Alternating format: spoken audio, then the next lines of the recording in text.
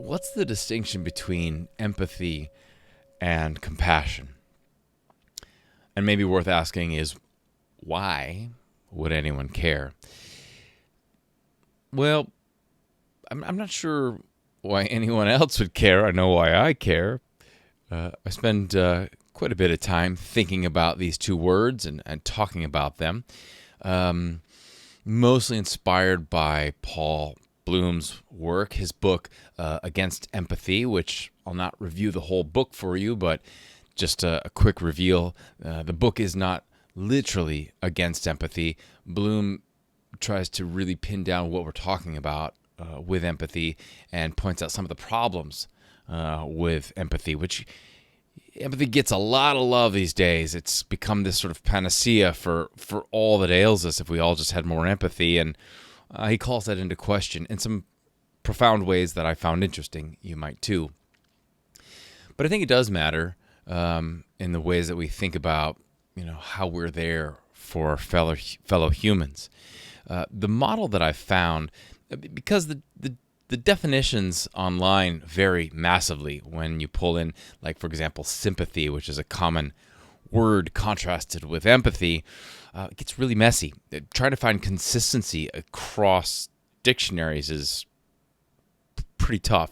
Our relationship to the meanings of these words has shifted, even within the last century. So it just depends on who you're talking to. So I'm going to outline mine, and I'm looking at it from I've got a cheat slide here from the Nielsen Group, which pits 4 words. This is how it breaks down. So pity is the starting point, which is I'm sorry for you, and then they move to sympathy, which is I feel for you, which feels about right, and then empathy, which is I feel with you, and then with compassion, I'm moved by you. The distinction is that in circumstances where we're feeling empathy, which are usually intimate circumstances, right? We don't generally empathize with groups. In fact, once you move past one person, empathy goes down massively for most of us. Empathy tends to be intimate. It tends to be with people that we already have feelings for. The feeling is important. It matters in those contexts.